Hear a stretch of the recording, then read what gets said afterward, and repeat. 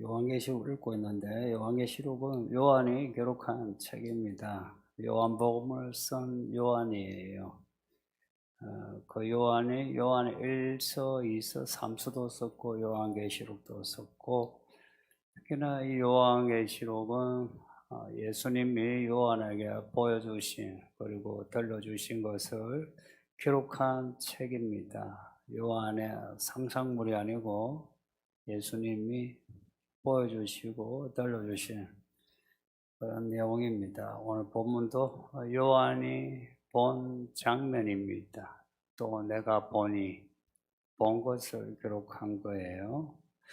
어린 양이 시온산에 선 것을 봤습니다. 이 어린 양은 진짜 어린 양이 아니고 죽임을 당한 어린 양 예수님이십니다.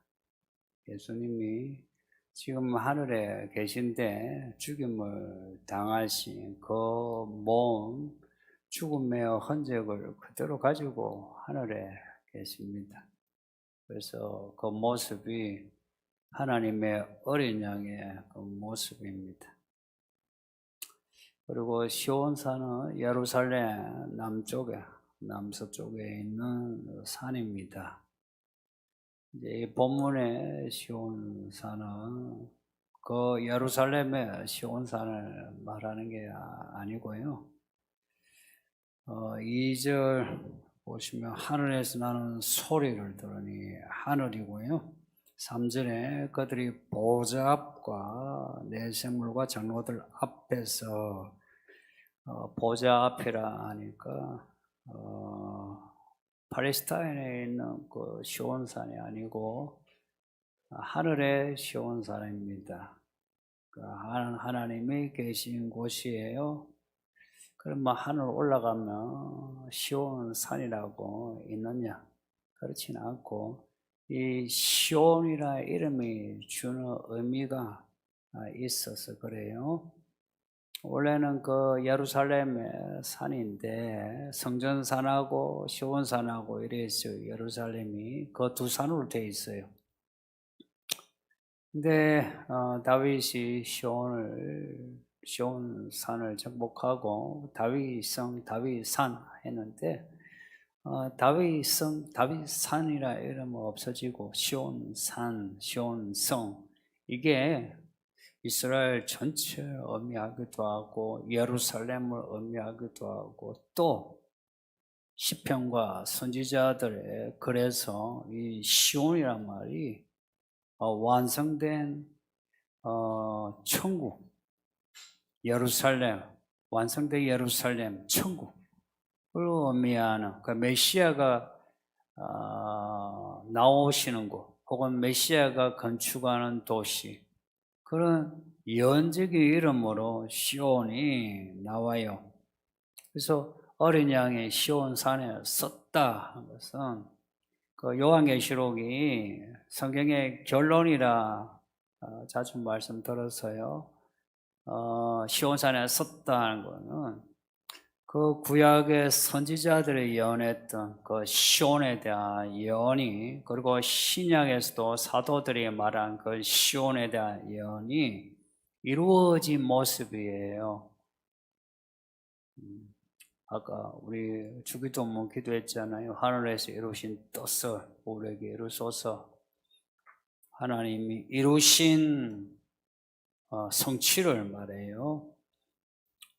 요한이 또 보니 14만 4천도 봤어요. 이 14만 4천이 시온산에 서 계신 어린 양과 함께 있어요. 상상해 보세요. 어린 양 예수님하고 14만 4천이 같이 있어요. 이 14만 4천은 앞에 7장에 나왔던 그 14만 4천과 같은 14만 4천입니다. 이 14만 4천이 성경에서 아주 특별한 사람들인데 14만 4천이라 이름을 안 붙여도 이 14만 4천을 말하는 내용이 많습니다. 2장과 3장에 나오는 그 7교회에 주신 말씀에서 이기는 자들이 있죠. 그 이기는 자들이 이 14만 4천입니다. 또 7장에서 하나님의 종들의 이마에 인을 치는 하나님의 인침을 받는 사람들이에요. 하나님의 종들이에요. 그리고 9장에 보면 황충의 재앙이 있는데 그 황충이 뭔지는 모르지만 이 인침을 받은 사람은 괴롭히지 못해요. 그래서 황충의 재앙을 면하는 사람들이 이 사람들이고요. 또 13장에서는 붉은 용 나오죠. 그 마귀예요. 옛뱀, 마귀, 사탄인데 그 붉은 용이 쫓아가서 죽이려고 하는 여자의 후손 성도예요. 그리고 이 여자의 후손 이 14만 4천이 마귀와 싸우는 전사로 또 등장해요. 뒤에 17장 14절 보면은 세상의 어린 양과 싸우려고 하는데요. 그 어린 양과 함께 이 세상의 군대를 치는 어린 양의 군대가 또 14만 4천이에요. 이런 14만 4천이 하나님의 그 어린 양과 함께 하늘의 시온산에 서 있어요. 이게 무슨 상황일 것 같습니까? 이 상황은 14만 4천이 하늘로 휴거된 모습입니다. 이게 13장 뒤에 나오고요. 그리고 15장에 7째 나팔 나오고요. 16장에 7대접이 나오는데요. 7대접이 있기 전에는 휴거가 분명히 있을 거예요. 그런데 그 전에 언제냐? 그건 알 수 없는데 확실한 어떤 시간표를 보면 7째 나팔 전에, 말하자면 대환란 전에 휴거가 있습니다. 정말 휴거 있어요. 저도 공교육을 받았고 이성을 중시하는 그런 사람이지만 성경을 믿고 있고 또 성경을 경험하니 이 휴거에 대한 말씀을 부정할 수가 없어요. 그 13장에 사로잡힐 자 사로잡히고 죽을 자 죽는 이야기 나오죠. 이게 이제 짐승 시대예요. 만일 짐승의 시대 도래했을 때 짐승을 경배하고 이 경배하는 게 무슨 의식에 참여하는 이런 거였겠죠. 그 이제 구체적인 행위, 그 절정이 짐승의 표 받는 겁니다. 분명히 이 짐승의 표를 받아야 매매가 가능하고 또 사회생활을 할 수 있는 그런 표가 될 거예요. 그거는 교회 안이 아니라 교회 밖에서도 이미 예측하고 있어요. 그런 전체주의가 오고 우리는 666이라 하지만 다른 이름을 붙여도 괜찮아요. 뭔가 표를 줘서 그 사람들만 그 사회의 일원이 될 수 있게 아니면은 그 사회에서 추방해서 죽이거나 아니면은 어디에 가두거나 그런다는 그런 예측이 몇십 년 전부터 교회 밖에 지식인들이 말해왔어요. 그 짐승의 표를 받거나 짐승을 경배하면 그러면 끝입니다. 회개가 안 됩니다. 성도님들 이 말이 이해됩니까? 그 표를 받고 아니면 짐승을 내가 경배하는 의식에 참여만 해도 내 마음이 회개가 안 돼요. 이 마음이요 페이지가 확 넘어가면서 이제 회개의 페이지가 없어요. 내용이 없어요. 그러면서 짐승이 하는 말, 이 짐승이란 말을 하니까 조금 환상적이죠. 신화적이죠. 그냥 세상이에요. 이 세상이 그냥 좋아 보이고 세상이 영원할 것 같아요. 그리고 내가 가지고 있는 돈, 자산, 이것으로 내 미래를 교회 가게 되고 어찌하든지 이 세상에서 내가 먹고 살고 내 자식 잘 되고 여기에 마음을 다둬요. 물론 그때도 교회는 있을 수 있어요. 그런데 짐승에게 경배하는 교회들만 예배가 돼요. 일제 신사참배 때 그랬어요. 나치 히틀러 아래에서 독일 교회가 그랬어요. 저는 정말 일제 신사참배와 독일 히틀러의 역사가 있었다는 게 너무 좋아요. 우리에게 좋은 교과서가 돼요. 그 얼마 전이에요. 그 시대가 20세기예요. 한 세기 지나 지금도 일어날 수 있어요. 독일이 어떤 나라냐? 바이마르 공화국 헌법이라고요. 법 중에 최고의 법이에요. 그 법에서 히틀러가 나왔어요. 합법적인 정부예요. 그 법에 따라 합법적으로 세워진 정부인데 히틀러가 나오는. 그리고 21세기에 이러한 짐승의 체제가 나올 수 있어요. 이렇게 나온다는 거 교회 밖에서 지식인들이, 많은 지식인들이 이걸 이야기하는데 교회 안에 성도들이 이걸 잘 모르거나 아니면 부정한다는 거는 정말 아이러니예요. 지금 우리가 이래 예배하면서 우리 아까 기도할 때도 회개 기도하잖아요. 또 여기에 기도하시는 분이 또 이렇게 눈물로 회개하죠. 이런 기도, 이게 언제까지 이런 기도를 들을 수 있을지, 또 이 예배를 우리가 언제까지 할지, 무엇보다 더 우리가 회개할 수 있는 시간이 언제까지 주어질지, 이게 관건이에요. 아무도 몰라. 그러니 성도님들, 지금 회개할 수 있을 때 회개합시다.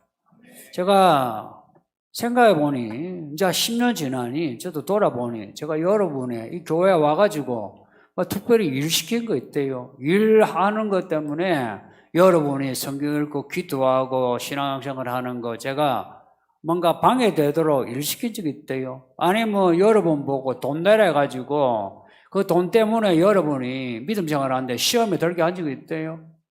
말씀을 가르칠 때가 여러분이 그렇게 들어가 찔러서 그렇지 저는 그렇게 해본 적 없어요. 그런 사람 그렇게 했다 하는 사람 있으면 나와봐서 이야기해 보세요. 없어요. 교회 생활의 목적이 뭐냐? 저는 그게 분명해요. 구원입니다. 이 구원이요.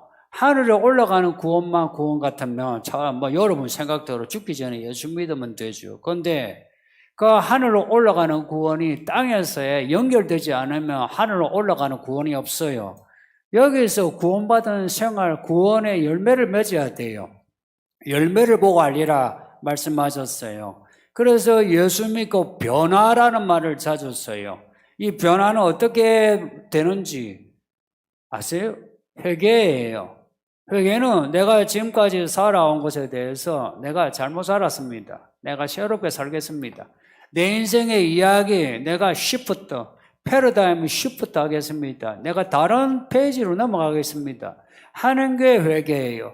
그 회개로 인해서 변화가 돼요. 교회 생활을 1년을 하고 10년을 했는데 변화가 없는 분, 여전히 교회에 5년이 되고 10년이 되고 되었는데도 여전히 새신자처럼 있는 분, 세례도 받고 교회 집사하고 하는데도 새신자같이 있는 분들 잘 보세요. 이거는 한치 오차도 없이 그분은 회개가 없어요. 회개를 하지 않고 회개할 줄을 몰라요. 이 마음이요, 이게 딱딱해져 가지고 말씀을 듣는데도 이 말씀이 무슨 말씀입니까? 이 말씀이 양날의 칼이에요. 여러분의 마음을 챙챙챙챙하고 파고들어서 베면서 여러분 마음을 찌르는 거지. 제가 여러분에게 무슨 철학 강의하듯이 아니면 인생 강의하듯이 야 힘을 가지세요. 열심히 돈 버세요. 가정의 사랑을 일구세요. 행복합니다. 제가 그런 소리를 한 것도 아니에요. 그냥 말씀이에요. 이 말씀은 하나님이 우리에게 말씀의 빛으로 우리를 환하게 비춰서 나의 들어온 옷을 보게 하고 옷을 씻게 하는 겁니다. 그 옷을 내가 씻고자 하는 게 그게 회개입니다. 그 회개는 내 죄를 내가 봐야 돼요. 어떻게 보느냐? 말씀 앞에서 내 회개할 죄가 보여요. 안 그러면 안 보여요. 그런 거 있잖아요.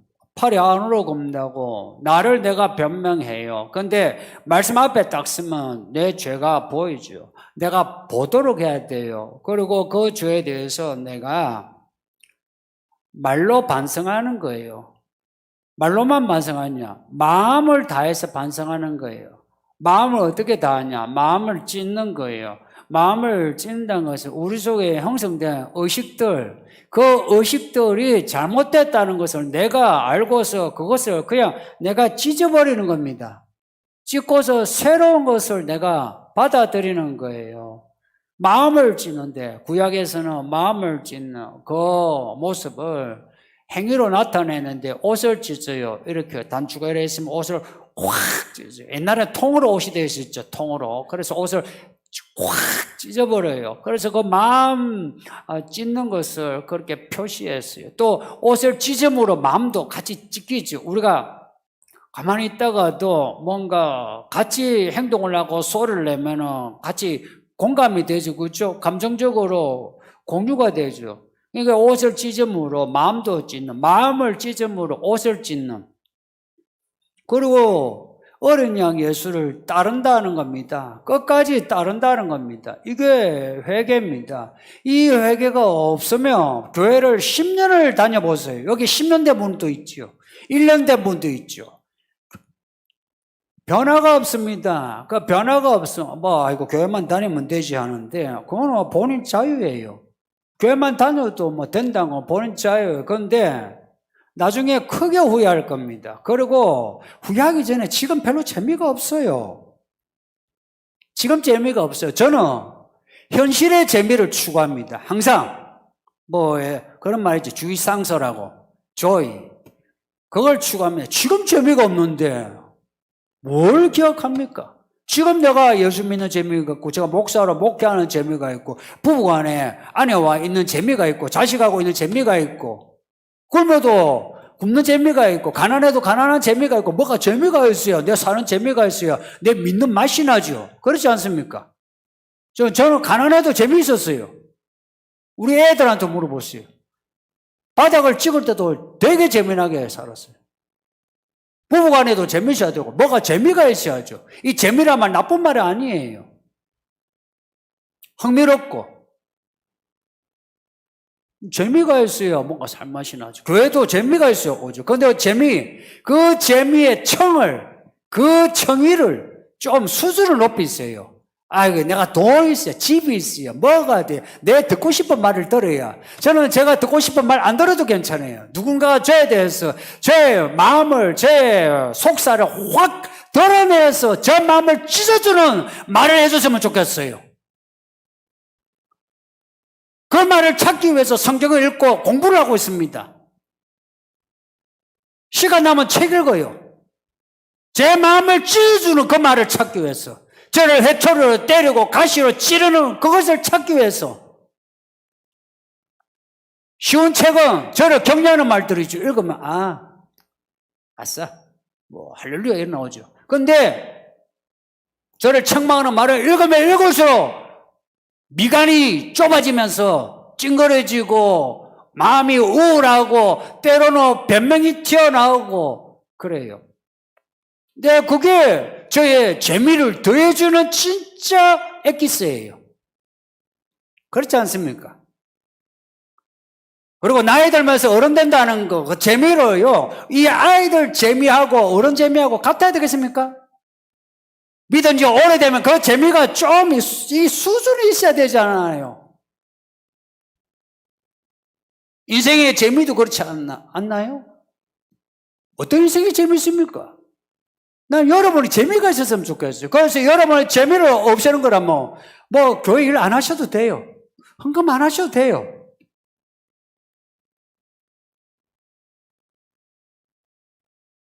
본질이 뭐냐, 기본이 뭐냐 하는 거예요. 마음을 찢으면서 회개하는 게 이게 기본이에요. 마음을 찢는다. 마음을 찢으면 마음 보따리 찢어지면서요. 그러면 찢어지면요. 그냥 찢어집니까? 이게 마음이 찢어지는 건요. 회개하는 길밖에 없어요. 다른 거 없어요. 그렇게 내가 회개하며 마음을 찢으면요. 뭔가가 채워져요. 채워지는데요. 한 방에 채워지는 게 아니고요. 차에 기름을 넣으면 여러분은 그러잖아요. 기름 돈이 없으면 3만 원치 5만 원치 그러죠. 근데 돈이 좀 있고 하고 하면 뭐랍니까? 만땅으로 풀로 넣어달라고 그러죠. 만땅 풀로. 똑같아요. 마음이 찢어지면 성령이요. 기름 채워지듯이 성령이 채워져요.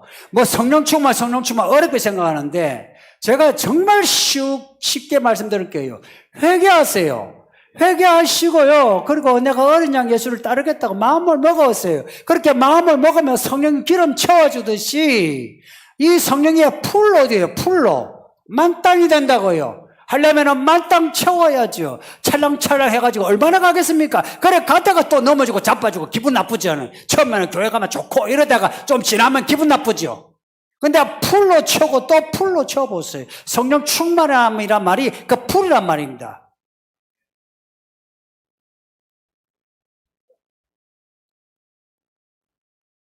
7장에 나오는 그 사람들의 그 인침은 하나님의 종들이라 그러죠. 하나님의 종들. 이 기름이 차고 넘쳐 표가 나는 거예요.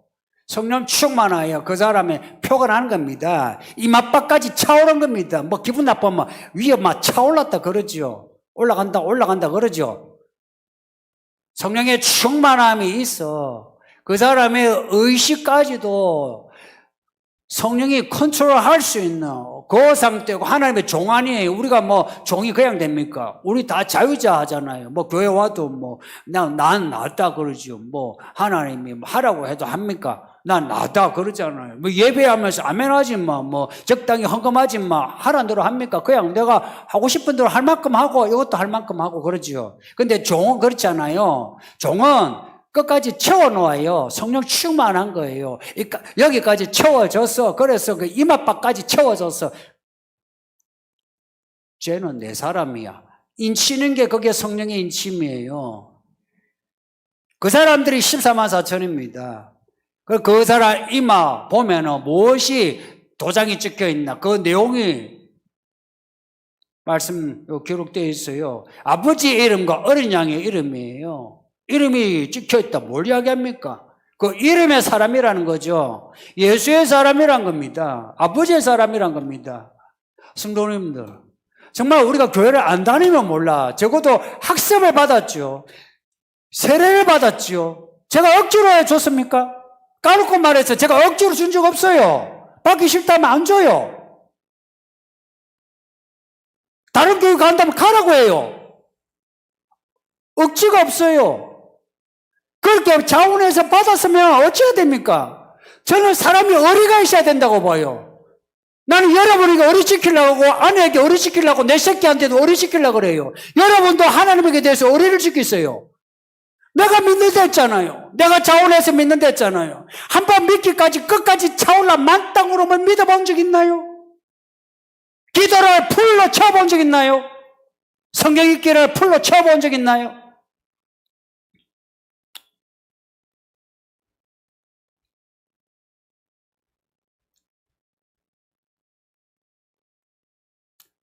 휴구가 뭔지 아세요?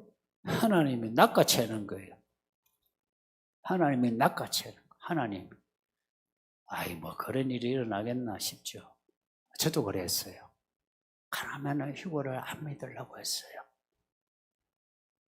근데 성경을 읽으니까, 두 번째, 성경대로 살려고 하니까 사건이 자꾸 터져요. 희한한 사건이 터져요. 그러니 이 말씀이 참말이다. 내가 경험한 말씀은 참말이 아니라 내가 경험한 말씀이 참말이라면 내가 경험하지 않은 말씀도 참말이라 이 말이 아닙니까? 그러니 이 휴거가 있는 거예요. 우리가 믿는 예수님이 산채로 올라간 거 아십니까? 그 전에 엘리야와 에녹도 기록된 바 내용을 보면 엘리야도 그냥 올라갔어요. 올라간 걸 그 제자가 봤어요. 엘리야가 올라간다. 에녹도 올라갔어요. 이렇게 올라간 이야기가 있고 올라간다 하면 올라가는 겁니다. 고린도전서 15장 13절 14절에 이런 말씀이 있어요. 예수 그리스도의 부활이 있다. 부활이 있으니까 우리의 부활도 있다. 또다시 이렇게 말해요. 우리의 부활이 있을 거다. 우리의 부활이 있을 거니까 예수의 부활이 사실이다. 이런 논리예요. 예수님이 올라가셨으니까 우리의 올라감이 휴거가 있다. 이제 휴거의 때가 정말 가까워요. 언제인지는 몰라요. 언제인지는 알 수가 없어요. 그래서 긴장이에요. 저도 아주 신랑한 목사가 돼가지고 매를 맺혀 이러면 좋겠는데 저는 그런 목사는 안 돼요. 늘 저도 엎어지고 자빠지고 기어가면서 걸어가면서 아휴 하고 있죠. 먼지투성이 상처투성이로 또 일어나가 또 가고 하는 그런 어리버리한 목사예요. 그 어리버리하지만 나름의 소리를 듣고 빛을 보고 가고자 하는 거예요. 저는 잘 몰라요. 여러분 아세요? 여러분 잘 모르면 여러분도 긴장하세요. 우리 같이 긴장합시다. 저 긴장한 거 보이지 않나요? 여러분도 긴장하세요. 코로나는 코로나로 끝나지 않아요. 계속됩니다. 코로나가 계속된다는 게 아니라 코로나와 연결된 연쇄적인 효과가 연쇄적인 일들이 계속 일어나고 세상은 더욱 시끄러워지고 여러분의 정신을 혼을 빼놓을 거예요. 혼을 빼놓을 거예요. 정신없을 거예요, 여러분들. 여러분은 혼을 빼놓고요. 그래서 믿음이란 거는 아예 쓰레기통에 집어넣어놓고 필요할 때 한번 꺼내놓고 아우. 그래서 믿음 생활이란 거는 아예 저 바깥에 놔두고 이 세상에 여러분이 그냥 미친 듯이 빠져들 거예요. 그렇게 돌아가는 거는 사실입니다. 그리고 가능하면은 언론 이야기하는 거, 정부가 하는 말 다 믿지 마세요. 모두 믿지는 말라 말입니다. 걸러서 들으세요. 그렇게 정직하지 않아요. 우리 교회 사람들이 되게 순진해. 잘 믿어요. 예를 들어서 자기가 좋아하는 정부가 들었으면 그 정부 말을 다 믿어. 그러니까 권력자들 개돼지 취급하지. 스스로 개돼지 되잖아요. 개돼지 하는데 위에서 개돼지로 여기지, 그죠? 우리가 자유자로서 믿음의 자유자로서 또 성경적인 비평, 이 성경의 비평이 얼마나 수준 높은지 압니까? 정치와 철학을 넘어서 있어요. 인생의 모든 이야기가, 도시의 모든 이야기가 여기에 있어요. 이 성경적인 비평으로 비평을 해 나가야 돼요. 믿으면 안 돼요. 거짓말 밥 먹듯이 하면서 사람들의 공포를 주고 그 공포감으로 통제를 해요. 한번 맛을 보면요, 전체주의의 이 맛을 보면요, 권력자는 전체주의를 못 버려요. 역사가 증명하잖아요. 꼭 이러면 이 바보 같은 성도도 있죠. 이 정부 그럴 수 있겠나, 저 정부 그럴 수 있겠나. 그러니까 나라가 이렇죠. 다시 여러분에게 진지하게 고민하는데, 언론과 정부가 말하는 말 다 믿지 마세요. 비평하세요. 비평하시라고. 민주주의에서 시민이 하는 일이 비평이지. 그렇지 않습니까? 비평을 이뤄가요. 특히나 그리스도인 시민은 이 세상과 지금 맞서 있잖아요. 그러면 세상에 대해서 비평적인 입장을 가져야지. 목사가 이런 말을 하면 보수라고 저런 말은 진보라고 이 바보 쪼다 같은 성도들이 그렇게 판단하고 있어. 스스로가 개돼지 돼가는 거라. 2절에서 요한이 하늘에서 들려오는 소리를 듣는데요, 많은 물소리와 같고 큰 우레 소리와 같은 소리입니다. 소리예요. 또 들으니 검문고 타는 사람들의 검문고 소리처럼. 처음에는 그냥 물소리 아무 그거 없어요. 그 다음에 우레 소리, 아무 그 형태가 없다 이 말 소리에. 근데 또 들으니까 검은고 소리 이제 형태가 나오죠. 또 그 다음에 또 들으니까 이제 이들이 부르는 가사가 들려요. 오늘 본문에는 그 가사가 없지만 요한계시록에는 이들이 부르는 노래 가사가 나와요.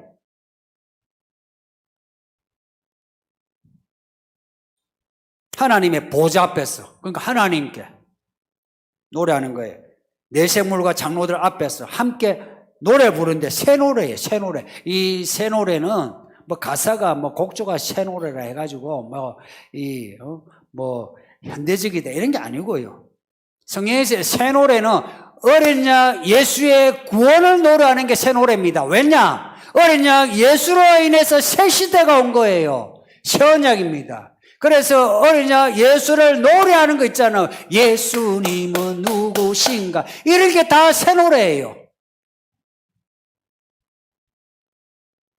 곡조, 뭐 가사, 그거 밝히는 사람이 있죠. 뭐 현대적인 거 밝히는 사람.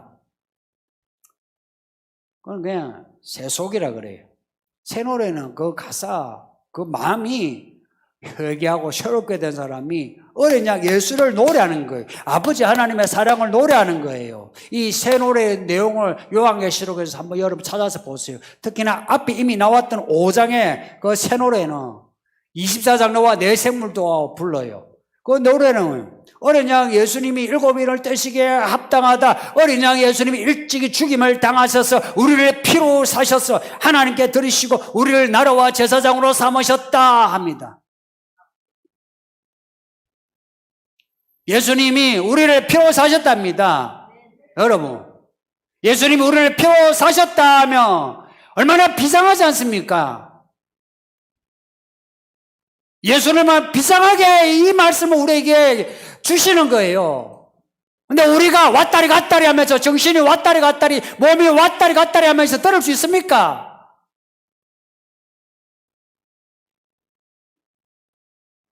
그리고 우리의 기도와 찬송이 죽임을 당하신 어린 양에 대해서 그 죽음을 생각하고 회개하고 우리가 새롭게 되고자 해야 되지 않습니까?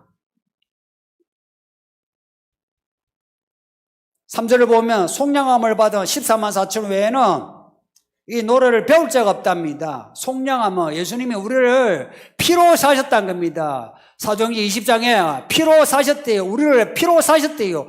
물건을 사듯이 사셨다는 말입니다. 이 속량이라는 말은 고상하고 사다는 말은 약간 천박하니까 사다라고 하지 않는데 우리를 사셨다는 겁니다. 값 주고 사신 거예요. 그래서 우리는 합법적으로 어린 양 예수의 사람이에요. 어린 양 예수의 사람이라고. 14만 4천에 부르는 새 노래의 내용을 추측하며 앞에 5장처럼 구원에 대한 감사와 찬양, 어린 양의 나라에 대한 영원한 그 통치에 대해서 찬양하는 내용일 거예요. 근데 흥미로운 건 새 노래를 배운답니다. 근데 새 노래를 배우는데 아무나 배우지 못하고 이 14만 4천 외에는 배울 자가 없대요. 이 14만 4천에게만 새 노래를 주신답니다. 이걸 또 더 구체적으로 말하면 14만 4천 외에는 어린 양과 서 있지 못한다는 거예요. 14만 4천 외에는 휴거되지 못한다는 거예요. 14만 4천 외에는 새 예루살렘에 못 간다 이야기입니다. 14만 4천 외에는 어린 양 예수를 알지 못한다 그 말입니다. 그리고 여기 배운다는 말이 특이하죠. 성경은 신구약 전부 다가 동일하게 배우라는 말씀하는 거 아십니까? 그래서 저 이스라엘의 유대인은 지금도 배워요. 어릴 때부터 믿음을 배워요. 예수를 몰라가지고 저렇게 헤매서 그렇지 그 전통은 배우는 문화예요. 똑같이 교회도요. 배우는 곳이에요. 교회가 어떻게 세워졌느냐. 사도들의 가르침을 받은 성도들이 배워가지고 교회 일꾼이 되어 흩어져서 복음을 전하여 교회들이 되었습니다. 그래서 교회 생활은 배우는 거예요. 기도를 배우셔야 합니다. 우리가 세례 받은 것은 다 세례 받았잖아요. 세례 받은 것은 이제 배우겠다는 시작입니다. 학교에 들어온 거예요. 유치원하고 달리 학교에 이제 공교육 세례입니다. 이게 배우기 시작하는 이제 1학년이에요. 얼마나 배우셨습니까? 배워야죠. 1학년, 2학년, 3학년 교회 커리큘럼을 따라서 믿음을 배워야죠. 기도를 배워야죠. 찬송을 배워야죠. 성경을 배워야죠. 교회는 배우는 곳입니다. 저는 여러분을 가르치는 사람입니다. 저는 가르치는 사람이고 여러분은 배우는 사람이에요. 또 목자는 가르치는 사람, 교사 가르치는 사람. 이 교회는 가르치고 배움이 가득해야 됩니다. 그래서 초대교회를 뭐라고 한답니까? 말씀이 왕성한 흥황하는 교회라고 해요. 성경은 저기 모세오경에서부터 계속 배우라 말씀입니다. 하나님을 경외하기를 배우라 합니다. 예수를 배우라고 합니다. 잊지 마세요. 교회는 배우는 곳입니다. 그리고 그 재미는요, 배우는 재미입니다. 배우는 재미예요. 그 배우는데요, 좀 최선을 다하세요. 부탁입니다. 정말 이제 목사로 부탁을 해요. 배우는데 최선을 다해야 배우는 그 재미가 있어요. 안 그러면 없어요. 쾌락은요, 안 배워도 하면은 재미가 있어요. 그런 쾌락을 하면 죽어요. 그런데 학교 공부도 그렇잖아요. 여기 공부하는 분들. 그러면 적당히 공부하니까 배우는 재미가 있어요? 배우는 것도 미쳐야 되잖아요. 옛날에 그 이야기 있잖아요. 정약용 이야기. 다산 정약용 아시죠? 그 제자가 하나 찾아왔는데 정약용이 한 말이 있어요. 미치지 않고는 미치지 않는다. 공부에 미치지 않고는 네가 어느 정도 수준에 미치지 않는다 이 말입니다. 똑같아요. 믿음도 그래요. 이 믿음요. 믿음 생활은 여기에 내가 집중하지 않으면 안 돼요. 마치요, 바깥의 사람들이, 저 교회 다니들이 이상해져서 사람이 약간 또라이가 돼서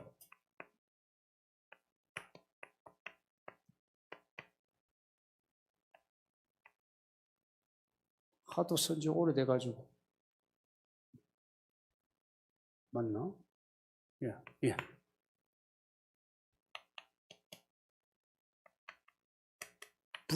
불급이라고요. 미치지 않고는 거기에 이르지 못한다. 정말 진짜 정약용 같은 사람 말이에요. 공부도 그래요. 공부를 그래 해야 재미가 있잖아요. 어느 정도 수준에 미치잖아요. 하나님의 공부에 이거. 이 하나님의 공부, 여기에 내가 교회 다니면서, 저 사람 교회 다니는 좀 달라졌어. 이상해졌어. 그 소리를 듣지 않고 어떻게 믿음에 이르겠습니까? 구원에 이르겠습니까? 4절을 보면은 14만 4천이 어떤 사람인지 나와요. 여자와 더럽히지 않고 순결한 사람입니다. 어린 양이 어디로 가든지 끝까지 따라간 사람입니다. 사람들 중에 처음 익은 열매로 하나님께 속한 사람들, 거짓과 험이 없는 사람들이다. 회개하지 않고 이런 사람들 될 수 있겠습니까? 이게 회개가 시작이고요. 그리고 여자와 더럽히지 않고 순결한, 내가 예수에 대해서 집중을 해야만 순결을 지킬 수 있어요. 그리고 끝까지 내가 예수께 미치지 않고는 끝까지 예수를 못 따라가요. 예수가 가고자 하는 곳으로 내가 가는 거예요. 예수님이 가자라고 말씀하지 않아도 예수님이 가시면 그냥 따라가는 거예요. 그렇게 따라가야 끝까지 감으로 열매를 맺는 거예요. 처음 익은 열매. 여러분, 뭔가 심었는데 때가 되어야 열매가 맺히죠. 자라고 때가 되어야 열매가 맺히잖아요. 똑같아요. 믿음도 믿음의 열매, 때가 되기까지 내가 자라가 나야 돼요. 내일부터 이제 온라인 예배입니다. 이게 2주간이라는데 아시다시피 2주가 될지 2달이 될지 2년이 될지 알 수 없어요. 그리고 이 세상이 재미를 봐가지고 약간 미쳐가요. 이 세상이 미쳐가요. 우리가 생각하는 코로나가 아니고요. 약간 이 세상이 좀 미쳐가요. 그래서 이 미쳐가는 속도가 빨라져요. 이 예배를 이제 여기서 끝나게 될지, 아까 여기 안 집사님 말씀한 것처럼 마지막 진짜 예배가 될지 알 수가 없어요. 그러니 지금 우리에게 그나마 우리에게 주신 이 평안할 때에 성도님들 회개하시고요. 그리고 온라인으로 예배할 때 온라인 예배를 잘 들으세요. 온라인 예배를 잘 들으세요. 시간을 지키세요. 그리고 몸과 마음, 옷도요. 예배당 오듯이 그렇게 하세요. 특히 부모님들, 아이들 앞에서 흠잡히지 마세요. 아이들을 위해서 그래요. 아이들은 다 봐요. 가장 무서운 비평가가 아이들이에요. 머리 대가리 커가면서 부모를 잡아먹으려고 그래요. 그래서 아이들한테 흠잡히지 마세요. 예배 드리세요. 그리고 가능하면은 매일 예배를 드리세요. 매일 예배 드리는 거 쉽지는 않은데 이제는요, 쉽고 안 쉽고 뭐 상관없어요. 이제는 하지 않으면 안 돼요. 이제 가정이 살아있는 재단이 되지 않으면 이제 안 돼요. 예배 드리세요. 지금까지는 제가 남자 위주로 이야기한 거 아시죠? 남편이 아버지가 하도록 하라 했는데 이제는 달라요. 믿음 있는 사람이 예배 인도하세요. 남편과 아버지가 놔두고요. 믿음 있는 사람이 예배하세요. 성경을 아는 사람이 예배 인도하세요.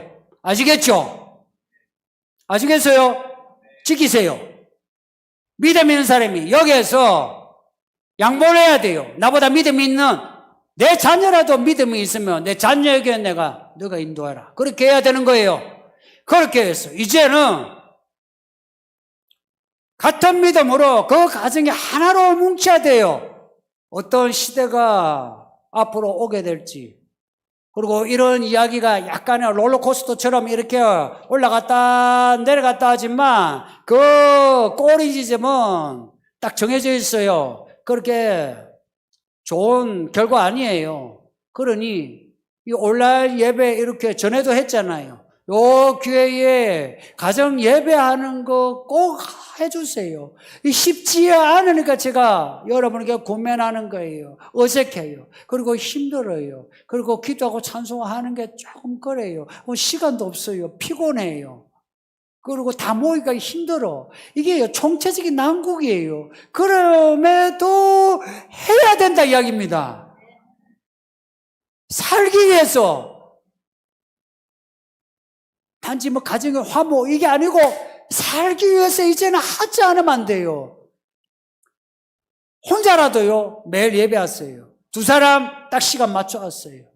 두 사람만 뭐 가족이 서너 명이면 사이가 시간 맞추기 힘들면 가능하면 늦은 시간에도 하시고 아니면은 영 안 되면은 두 사람이라도 이렇게 해서 하셔야 돼요. 그래서 이 교회가 이렇게 흩어져 온라인으로 해도 오히려 이 온라인을 기회로 가정이 살아나고 가정의 부부와 부모 자식이 믿음이 하나 되고 사랑이 하나가 되고 뜻이 하나가 되고 방향이 하나가 되는 해서 이런 4단계가 격상됐다잖아요. 우리의 믿음도 4단계로 격상됩시다. 예? 우리가 그동안에 2학년이었 믿음이었으면 이제 4학년으로 올라갑시다. 우리에게 이런 기회를 주신 하나님께 감사하며 박수합시다. 무조건 감사합니다. 얼마나 하나님이 지금 이제 때가 되고 뜻이 기쁘시면 이렇게 교회 예배를 이렇게 피하고 온라인으로 예배하게 하실까? 이런 시대가 2000년은 한 번도 없었어요. 아세요? 2000년간 없었어요. 근데 이때 주신 거, 역시 하나님이십니다. 이제 때가 되었으니까. 기대 만땅, 소망 가지시고 믿음으로 사시기를 바랍니다. 말씀 생각하면서 우리 기도합시다.